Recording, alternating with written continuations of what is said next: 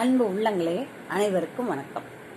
நேற்று நாம் பாண்டிச்சேரியை பற்றி பார்க்கும் பொழுது நெல்லுமண்டி விநாயகரை பற்றி பார்த்தோம்.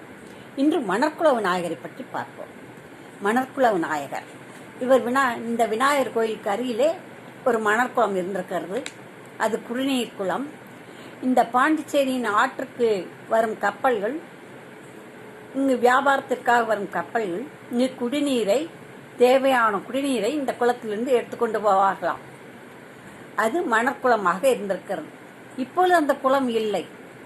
நகரம் பெருக பெருக அந்த குளம், கோயிலும் கொஞ்சம் விஸ்தரிக்கப்படும் பொழுது அந்த மணற்குளம் அழிந்து விட்டது.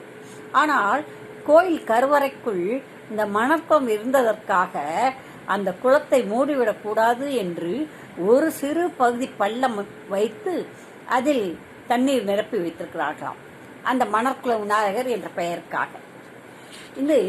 முதலில் இது கிபி 15ஆம் நூற்றாண்டுக்கு முன்னரே எழுப்பப்பட்ட மிக பழமை வாய்ந்தது கோயில். முதலில் புவனேச விநாயகர் ஆலயம் என்று அழைக்கப்பட்டிருக்கிறது. அப்புறம் வேதபுரி நகரில் இருந்தமையால் வேதபுரி விநாயகர் என்றும் அழைக்கப்பட்டார். பிறகு மணற்குளத்து அருகில் இருப்பதால் மக்களால் மணற்குள விநாயகர் என்று அழைக்கப்பட்டிருக்கிறார்.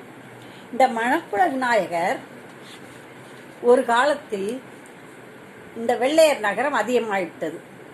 சுற்றி இருந்த இந்தியர்களுடைய, தமிழர்களின் வியாபார ஸ்தலங்களை எல்லாம் இந்த பிரெஞ்சியர்கள் வாங்கி கொண்டார்கள். அப்பொழுது அங்கு கட்டடங்கள் எழுப்பினார்கள். அதனால் இவர்கள் என்ன செய்தார்கள்? மக்கள் இந்த விநாயகரை கொண்டாடுவதெல்லாம் அவர்களுக்கு இடைஞ்சலாக தெரிந்திருக்கிறது. அதனால் கோயிலை இடியுங்கள், கோயிலை கும்பிடாதீர்கள், இந்த கோயிலுக்கு வராதீர்கள் என்றெல்லாம் சொல்லியிருக்கிறார்கள். ஆனால்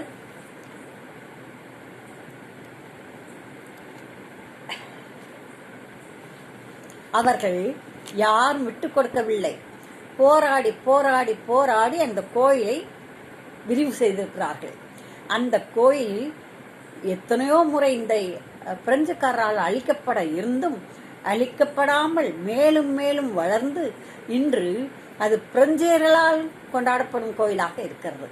அனைத்து மதத்தினரால் கொண்டாடப்படும் கோயிலாக இருக்கிறது. தொடர்ந்து இந்த மணற்குள விநாயகரை பற்றி பார்ப்போம். தொடர்ந்து நாளை பார்ப்போம். நன்றி, வணக்கம்.